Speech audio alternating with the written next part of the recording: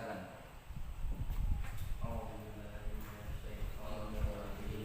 Bismillahirrahmanirrahim. Alhamdulillahirabbil alamin. Arrahmanirrahim. Maliki yaumiddin. Iyyaka na'budu wa iyyaka nasta'in. Ihdinas siratal mustaqim. Siratal ladzina an'amta 'alaihim ghairil maghdubi 'alaihim waladdallin. Alhamdulillah, alhamdulillah wa azizul ghafar mukawwir lana tazkiratu bil besar. Asyhadu an la ilaha illallah wa asyhadu anna muhammadan abduhu wa rasuluh la nabiyya ba'dahu mufassal sallallahu wa barik alaihi. Jadi hari ini kita akan belajar tentang sumber-sumber hukum Islam ya. Jadi apa saja sumber hukum Islam itu, ada yang tahu tidak itu? Sumber-sumber hukum Islam ya. Nah, tadinya yaitu mulai apa? Meyakini Al-Quran, hadis, ijaz sebagai sumber-sumber hukum Islam ya. Saya rasa antum semua sudah tahu apa-apa saja sumber-sumber hukum Islam tersebut. Nah, yang pertama di sini adalah Al-Quran ya. Apa itu Al-Quran? Kitab suci. Kitab suci diturunkan kepada siapa? Nabiullah Muhammad sallallahu alaihi wasallam ya. Tentunya ada beberapa kitab yang diturunkan sebelum Al-Quran. Yang pertama adalah kitab apa ini? Taurat kepada Nabi Musa alaihissalam. Yang kedua kepada kitab Zabur kepada Nabi Daud alaihissalam. Yang ketiga kitab Injil kepada Isa alaihissalam. yang terakhir adalah Al-Quran diturunkan kepada baginda besar Nabiullah Muhammad sallallahu alaihi wasallam. Jadi paham baik-baik sekaligus kitab suci umat Islam, penyempurnaan dari 3 kitab sebelumnya ya. Tapi sayang sekarang ada yang masih memakai kitab suci yang sebelum Quran itu sebagai kitab suci pedoman utamanya ya. Yaitu ada beberapa agama selain daripada agama Islam ya. Sumber hukum Islam itu pengertiannya adalah segala sesuatu yang dijadikan dasar aturan atau pedoman ketika seorang muslim melakukan aktivitasnya ya. Kita lanjut saja di sini. Yang pertama Al-Quran. Nah, apa itu Al-Quran sendiri? Ini ada beberapa pengertian dari Al-Quran. Al-Quran merupakan bentuk masdar dari kata qara yang berarti bacaan. Berarti ingat baik-baik, kalau berupa bacaan berarti ketika membacanya, ketika antum sholat berarti harus dilafazkan ya.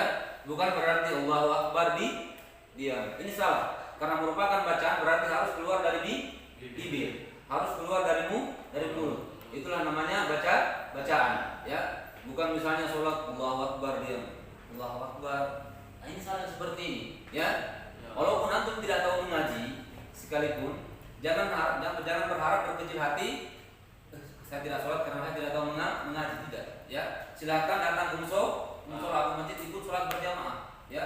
Karena itulah yang namanya hal terbesar di situ ya. Ketika antum sholat di musola atau sholat berjamaah, maka ada berapa pahala yang kamu dapatkan? Sekitar 27. Beda ketika kita cuma sholat sendirian, satu saja kebaikan atau satu saja pahala yang kita dapatkan di situ ya. Itulah pengertian daripada Al-Quran menurut masdarnya, yaitu sesuatu yang harus dibaca atau dilisankan ya. Ini dikandungan Al-Quran hukum peribadatan, muamalah dan kisah-kisah Nabi ya. Informasi kehidupan alam semesta, di antara informasi tentang terbentuknya alam semesta dan penciptaan manusia ya. Pengertian Al-Quran secara istilah atau secara menyeluruh merupakan kumpulan wahyu Allah Subhanahu wa taala menurunkan kepada Nabi Muhammad sallallahu alaihi wasallam kepada siapa? Ya, kepada Muhammad melalui perantaraan malaikat Jibril. Ya, turunnya itu secara berangsur-angsur ya. Turunnya secara berangsur-angsur, tidak sekaligus ya. Dan kami turunkan Al-Quran kepada Al-Quran dengan membawa kebenaran, membenarkan yaitu kitab-kitab sebelumnya. Nah, itu dipahami baik-baik ya.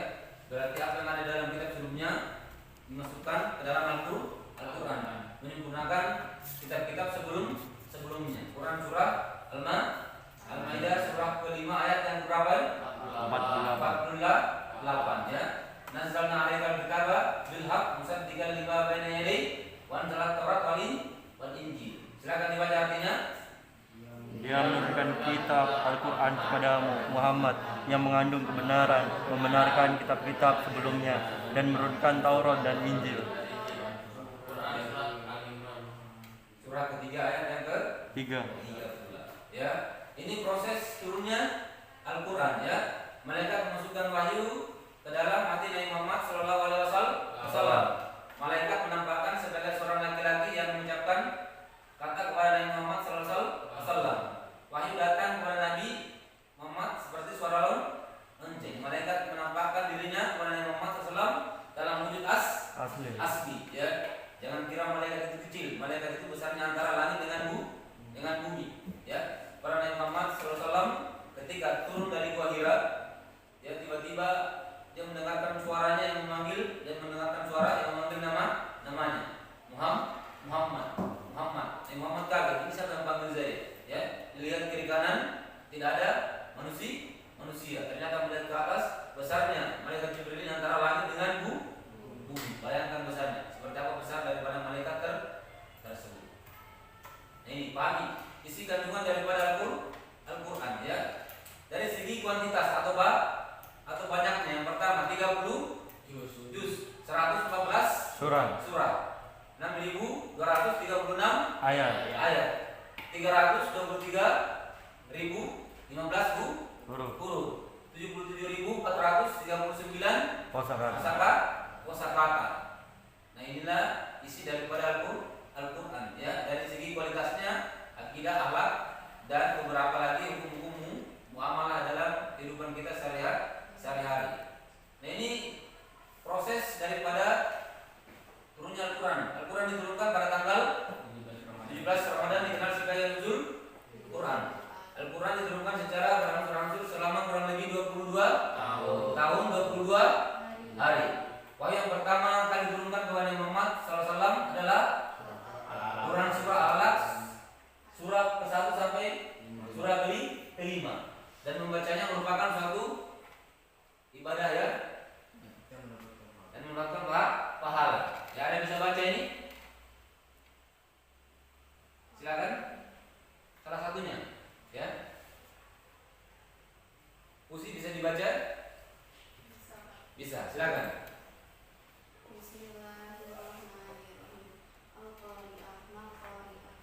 Bukan. Iqra. Sorry. Bismillahirrahmanirrahim. Iqra bismi rabbika alladzi khalaq. Khalaqal insana min 'alaq. Iqra wa rabbukal akram. Alladzi 'allama bil qalam. 'Allamal insana ma lam ya'lam. Ya, jadi itu adalah ayat yang pertama tuh ya, diturunkan kepada Nabi Muhammad sallallahu alaihi wasallam. Iqra bismi rabbikal ladzi khalaq ya. Nah, ini adalah ayat yang sangat fenomenal ya. Ayat kursi ya. Ini Quran surah Al-Baqarah kalau saya nggak salah ya. Ayatnya 200 berapa itu ya? 255 kalau saya nggak salah ya. Allahu la ilaha illa huwal hayyul qayyum la ta'khudhuhu sinatun wa la naum lahu ma fis samawati wa ma fil ardh man dzal ladzi yashfa'u indahu illa bi'izni ya'lamu ma baina aydihim wa ma khalfahum wa la yuhituna bi syai'in min ilmihi illa bima syaa wa si'a kursiyyuhus samawati wal ardh wa la ya'uduhu hifdzuhuma wa huwal aliyyul azim ya. Jadi itu sebenarnya ini harus kita tilawahkan ya. Tapi saya rasa nanti ada waktu yang panjang baru kita akan menghafalkan surah tersebut ya. Jadi di sini ada tugas yang harus antum kerjakan ya. Dan perhatikan baik-baik video yang akan saya tayangkan di sini.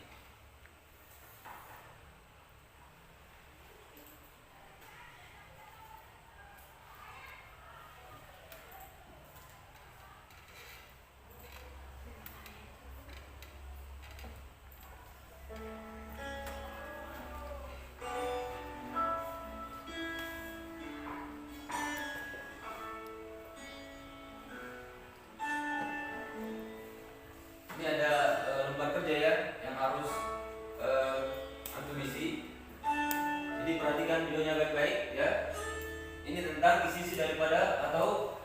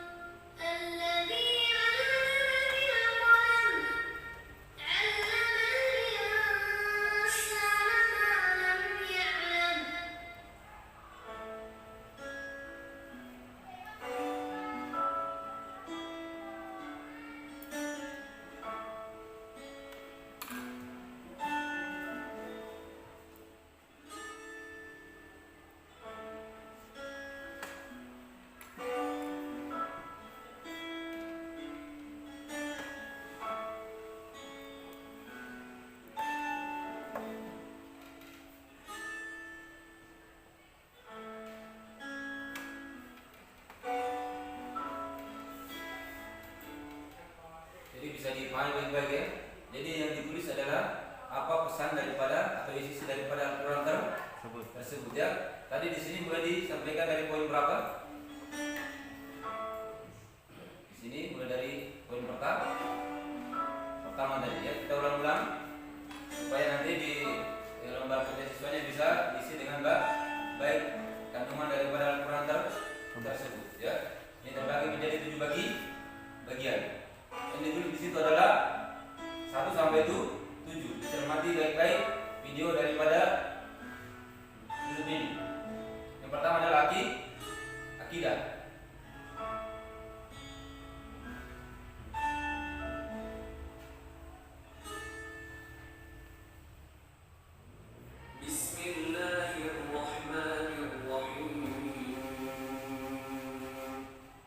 وإلهكم إله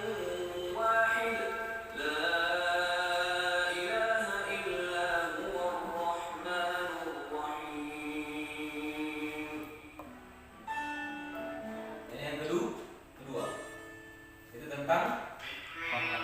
Hah?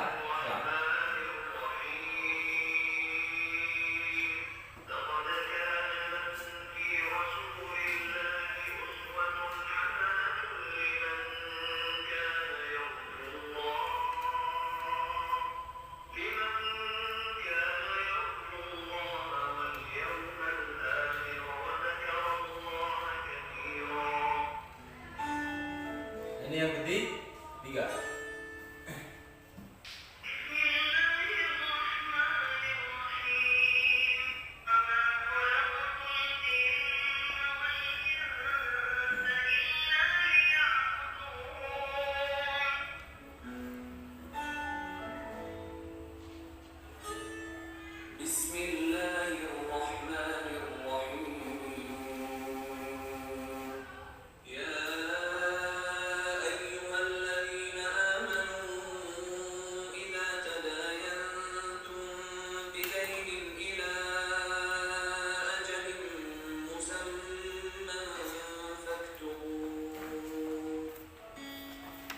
Ini yang kelima, ya.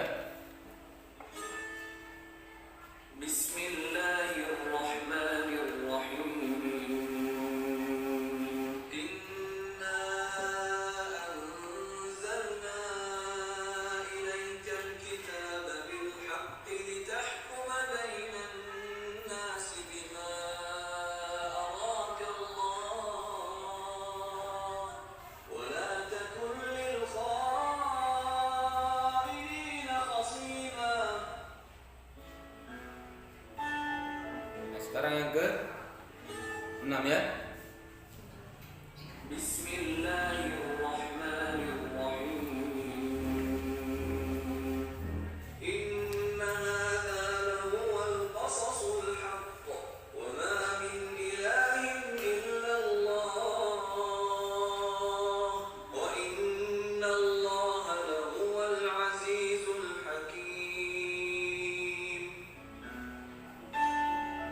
Ini yang terakhir.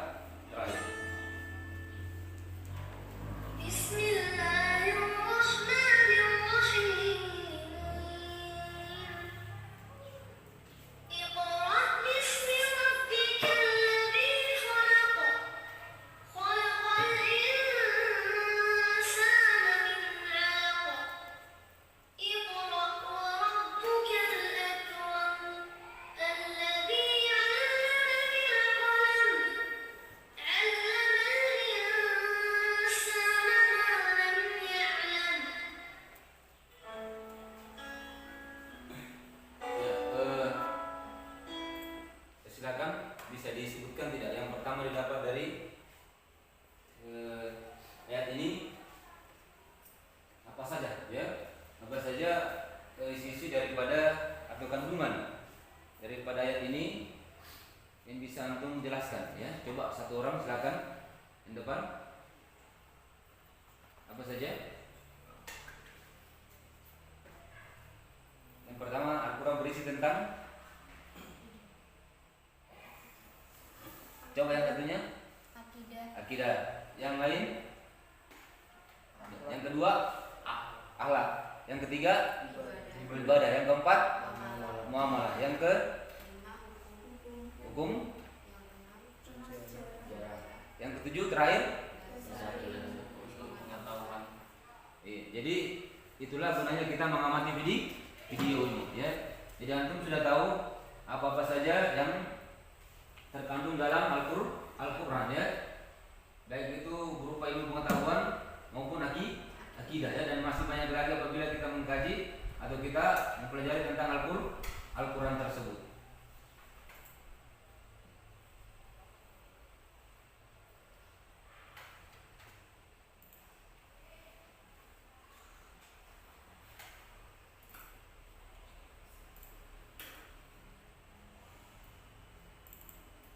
Jadi sudah paham apa itu sisi yang terkandung dalam Al-Quran, ya.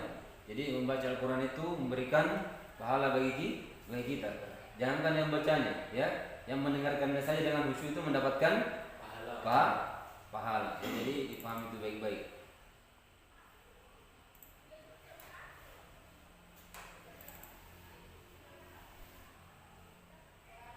Jadi saya rasa untuk hari ini cukup sekian ya. Jadi mari kita sama-sama mempelajari Al-Quran itu dengan bersungguh-sungguh. Karena ini adalah pedoman daripada umat Islam ya. Pedoman daripada umat Islam ya. Jadi LKPD-nya atau lembar kerjanya akan saya nilai ya.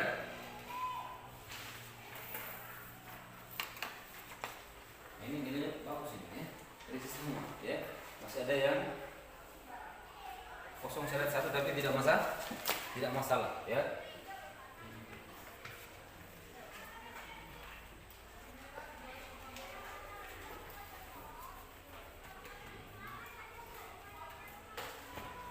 Jadi perhatikan ke depan sini sebelum kita mengakhiri pelajaran ini, mari kita menyimpulkan tentang apa itu Al-Quran. Jadi Al-Quran itu adalah sesuatu atau pedoman hukum Islam pedoman sumber hukum bagi orang Islam ya, menyempurnakan dari kitab-kitab sebelumnya ya.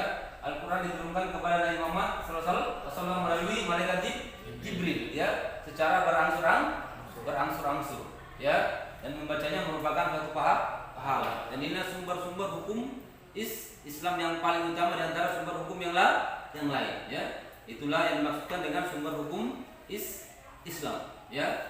Jadi saya rasa cukup sekian untuk hari ini. Mari kita menutup pelajaran ini dengan berdoa. Mudah-mudahan banyak hikmah atau pelajaran yang kita ambil dari mempelajari sumber-sumber hukum Islam tersebut. Mari kita sama-sama berdoa. Nanti Pak Guru yang pimpin doanya silakan diaminkan. Mari. Auzubillahi minasyaitonirrajim. Bismillahirrahmanirrahim. Asyhadu an la ilaha illallah wa asyhadu anna Muhammadan abduhu wa rasuluh. Alhamdulillahirabbil alamin. Hamdan yaghfi ni'amika fi mazidah. Ya Rabbana lakal hamdu kama yanbaghi li jalali wajhikal karim wa azimi sultanik. Allahumma arina al-haqqa warzuqna ittiba'a. Allahumma arina al-batila warzuqna ijtinaba. Rabbana atina fid dunya hasanah wa fil akhirati hasanatan wa qina adzabannar. Subhana rabbika rabbil izzati amma yasifun. Wassalamu ala mursalin walhamdulillahi rabbil alamin. Sekian untuk hari ini. Akhirul dawana